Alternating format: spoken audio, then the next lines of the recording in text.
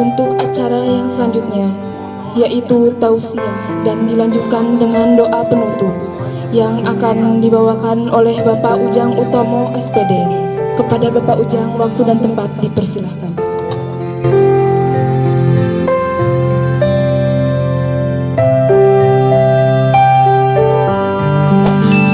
Bismillahirrahmanirrahim. Assalamualaikum warahmatullahi wabarakatuh. Alhamdulillah, alhamdulillahilladzi allafa baina qulubina fa asbahna bi ni'mati ikhwana.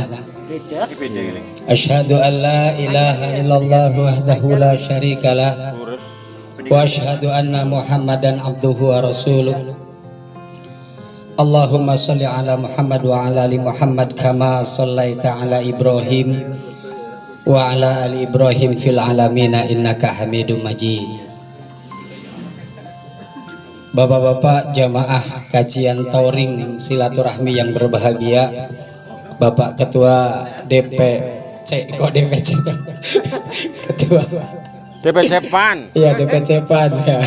Ketua PCM Muhammadiyah Bapak Dr. Andes Saiful Anam, Pak Haji, Pak Masykur, Pak Santot, Bapak Dewan kita, Mas Imam, Bapak Ketua Kepala SMA. Iya, Bapak-bapak Emantur Rahman dan Pak Bandi, para senior di Cijenjing. Kalau dulu tadi disampaikan Pak Bandi, dulu 13 jamaahnya, saya masih ingat khutbah Idul Adha di sini cuma 20 orang. Sekarang katanya jamaahnya sudah 60. Jadi kalau besok yang dititah untuk khutbah Idul Adha atau Idul Fitri di sini sudah banyak. Kalau dulu 13 sampai 20 orang. Di lapangan ini isinya cuma 13 atau 20 kurang lebih waktu itu. Alhamdulillah tadi disampaikan sudah ada 60, maka bersyukur kepada Allah. Dulu tidak berpikir Pak Bandi dan Pak Eman akan ada masjid. Betapa berat, betapa tidak mungkin. Kami cuma segelintir orang, tidak mungkin ada masjid, tidak mungkin ada jamaah. Tapi ternyata Allah memudahkan. Maka hari ini alhamdulillah Pak Bandi dan Pak Eman insya Allah senang didatangi oleh banyak saudaranya ya Pak Eman ya. Senang. Masyarakat sini senang napa mboten? Senang. Alhamdulillahirabbil alamin. Bapak Ibu yang saya hormati, kalau kita bareng-bareng ngaji sedikit saja terkait dengan kegiatan kita, alhamdulillah. Bapak Ibu yang saya hormati, hari ini Rajab sudah hampir habis dan kita berdoa Allahumma barik lana fi Rajab wa Sya'ban wa baligh Ramadan. Kita berharap kita sampai di Ramadan, kita diberkahi di bulan Rajab karena Rajab adalah bulan haram. Ada satu peristiwa yang luar biasa yang Allah sampaikan. Kita hafal, insyaallah panjenengan hafal, sering dibaca, sering disampaikan oleh para khatib, oleh para ulama, oleh para kiai, oleh para ustadz. A'udzubillahi minasyaitonirrajim. Subhanalladzi asra bi 'abdihi lailan minal masjidil haram ilal masjidil aqsa alladzi barakna haulahu, al-ayah. Bulan Rajab ini bulan yang dinamakan bulan haram karena mengandung banyak keistimewaan. Salah satunya bagi Islam adalah ketika Rasulullah sallallahu alaihi wasallam diisrakan, diberangkatkan dari Masjidil Haram ke Masjidil Aqsa, kemudian dimi'rajkan oleh Allah ke langit pertama, kedua, ketiga, keempat, kelima, keenam, ketujuh, sampai kemudian ke Sidratul Muntaha dan Mustawa. Jamaah yang dirahmati Allah, tentunya kita sudah faham betul apa yang Allah perintahkan kepada Nabi kita Muhammad sallallahu alaihi wasallam ketika Isra tersebut. Perintah yang langsung diberikan Allah kepada Muhammad sallallahu alaihi wasallam langsung tanpa perantara, sementara perintah-perintah agama yang lain melewati perantara malaikat Jibril. Tapi salat adalah perintah yang langsung Allah sampaikan, betapa pentingnya perintah ini. Oleh karena itu mari kita coba kaji hikmahnya dari Isra Mi'raj ini. Kita kaji dari ayat ini, ada satu kalimat yang luar biasa, yang kalau kita telaah lebih lanjut, maka ini adalah modal buat kita, buat Muhammadiyah, buat Islam, bahwa sesungguhnya kemenangan Islam itu seharusnya sudah sangat dekat. Seharusnya sudah sangat dekat, dikarenakan juga kita sudah terus berusaha untuk mendekatkan kepada kemenangan tersebut. Jamaah yang dirahmati Allah, Allah menyampaikan subhanalladzi asra bi 'abdihi lailan minal masjidil haram ilal masjidil aqsa. Perjalanan yang dilakukan Nabi Muhammad pertama adalah dari Masjidil Haram ke Masjidil Aqsa. Yang namanya perjalanan itu maju. Maju apa mundur, Mas? Maju. Mas Dedi, maju apa mundur, Mas Dedi? Maju. Perjalanan itu maju.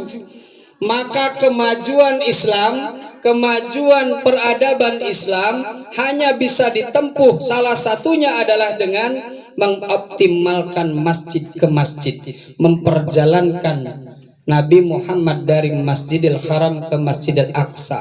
Maka Islam akan maju manakala masjid dengan masjid melakukan koordinasi, masjid dengan masjid melakukan upaya yang optimal agar jamaahnya menjadi baik, agar jamaahnya menjadi sholat, agar jamaahnya mengerti tentang agama, agar jamaahnya mengerti hikmah tadi yang disampaikan oleh Pak Kiai. Maka masjid adalah pintu kita untuk mengajarkan, masjid pintu kita untuk mendakwahkan, masjid adalah pintu kita untuk menjadikan kebangkitan Islam ini muncul. Maka simbolnya dilakukan dengan perjalanan Nabi Muhammad dari masjid ke masjid. Hari ini PCM Muhammadiyah melakukan satu ikhtiar upaya dakwah yang dilakukan dengan datang ke masjid ke ranting. Kalau biasanya goes menggunakan sepeda dari ranting ke ranting atau dari alun-alun sampai ranting tertentu, hari ini kita goesnya menggunakan sepeda motor. Jamaahnya datang ke masjid Asma binti Uqais. Kalau dulu masjid ini termasuk masjid terbaik 5 tahun yang lalu, sekarang sudah mau angkrong, mau ambles itu Pak Eman ya Pak Eman. Maka perlu dipikirkan untuk tadi bagaimana agar depannya masjid itu bisa dibangun tembok yang kokoh agar masjidnya tetap berdiri dengan baik. Bapak Ibu yang saya hormati, ini hikmah yang pertama. Bagaimana masjid kita kondisikan. Saya lihat sudah banyak di teman-teman di masjid-masjid kita kajian-kajian, sudah banyak program-program yang dicanangkan. Tadi pagi saya subuh di Masjid At-Taqwa Genteng Wetan. Kajian Ahad pagi masih bisa dilaksanakan tapi miris karena semua pesertanya usianya di atas 45 tahun. Betul-betul terjadi. Dan ini masjid-masjid kita demikian. Hampir semua masjid kalau subuh pesertanya usia yang sudah over seket, yang sudah bau tanah, mungkinnya kalau bahasa kita itu udah bau tanah. Kenapa demikian? Sementara kita berharap bahwa masjid adalah tempat yang utama di dalam pembinaan. Bagaimana menciptakan anak-anak yang terkait hatinya dengan masjid. Bagaimana membuat anak-anak kita senang ke masjid. Bahkan maghrib dan isya pun sekarang kalau di kota-kota besar anak-anak sudah jarang ke masjid. Kenapa? Kadang-kadang orang tuanya aja mari masjid, wis madrasah iki, wis ngaji TPA iki mau sore, maghrib menjadi kosong. Padahal saya percaya dengan panjenengan bahwa dulu zaman kita masjid ngajinya maghrib sampai isya, sebelum isya litongan, main sampai setengah 9 atau jam 8 malam lebih, bahkan pulang isya tidak langsung pulang, masih main tadi litongan dan sebagainya. Masjid terikat dengan kita. Saya kemarin mengusulkan sedikit di masjid, salah satu masjid, kalau perlu pada maghrib wifi dibuat di masjid dan untuk warga masjid anak-anak biar nongkrong di masjid. Syaratnya maghrib dan isya di masjid. Boleh menggunakan wifi masjid. Nah, masjid dihidupkan wifi-nya pada saat maghrib sampai dengan isya. Jadi mereka nongkrongnya di masjid, silakan sholat maghrib dan isya, syaratnya itu agar mau ke masjid. Ini salah satu ikhtiar saja. Atau mungkin di masjid diadakan rumah tahfidz dan sebagainya agar anak-anak ada di masjid ketika maghrib, isya dan subuh. Dan ini PR buat kita semua. Bapak Ibu yang saya hormati, ini yang pertama. Hikmah yang pertama, mari jadikan masjid sebagai tonggak sejarah. Karena zaman dulu masjid itu buat rapat perang. Zaman dulu masjid buat kegiatan-kegiatan keagamaan, kejaksaan, kehakiman dan sebagainya di masjid. Ini yang pertama. Yang kedua, Allah menyampaikan dalam salah satu ayatnya bahwasanya Isra Mi'raj ini memperjalankan hambanya yang sangat jauh. Pada saat itu kalau menggunakan unta, kurang lebih sampai Palestina dan balik lagi adalah 8 bulan. Tetapi Rasulullah diperjalankan oleh Allah hanya semalam saja.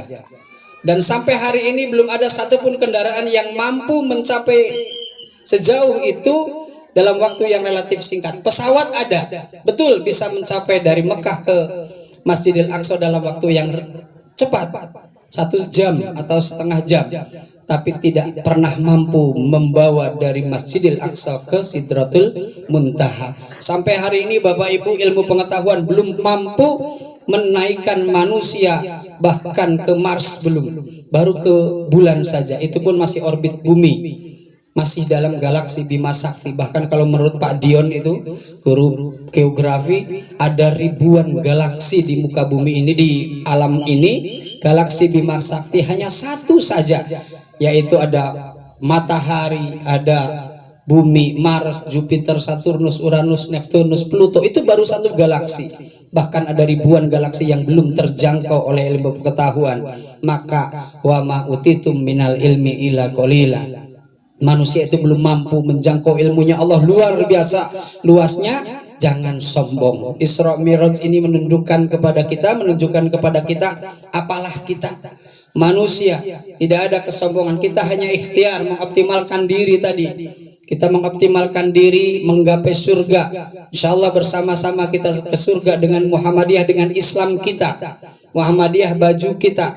Kita belajar dengan teman-teman, belajar dari fikihnya Muhammadiyah, dari fikihnya para alim, para ulama, dalam rangka ikhtiar bersama menggapai surga bersama. Amin ya robbal alamin. Itu yang kedua, bahwa kita tidak boleh sombong. Dengan Isra ini sesungguhnya kehebatan manusia tidak ada apa-apanya. Bapak Ibu yang saya hormati, kita mengenal bagaimana sperma ditembakkan ke dalam rahim itu di 1400 tahun yang lalu. Tetapi ilmu pengetahuan baru menceritakan secara jelas detil bahwa hal tersebut terjadi, akhirnya menjadi sebuah zigot dan jadi anak itu tahun 1900. Pesawat terbang baru ada di tahun 1900 sekian.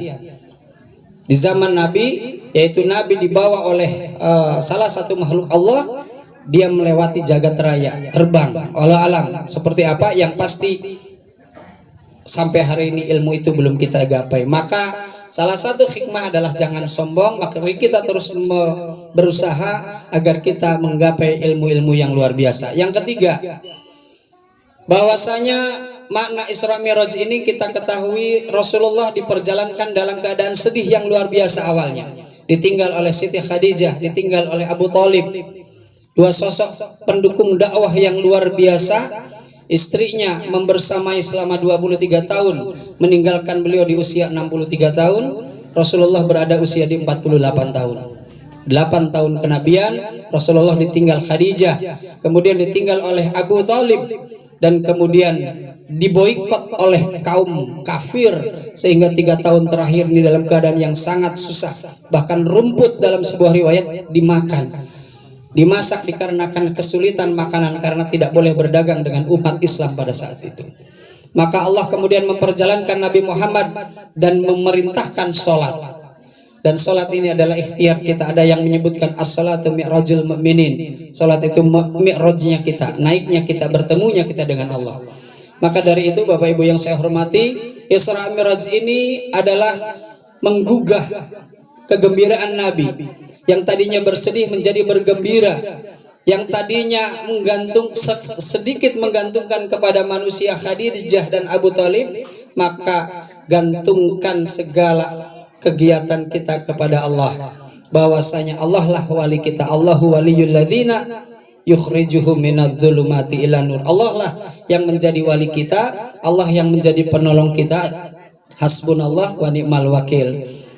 Ni'mal maula wa ni'man nasir. Ini mau perang katanya kemarin. Kalau menggunakan zikir ini katanya mau perang Pak Sentot ya. Bapak Ibu yang saya hormati, ini yang ketiga, bahwa mari kita gantungkan aktivitas kita hanya kepada Allah. Kita bermuhammadiyah, kita menggunakan misalnya Allahumma ba'id, ada dasarnya dari Rasulullah.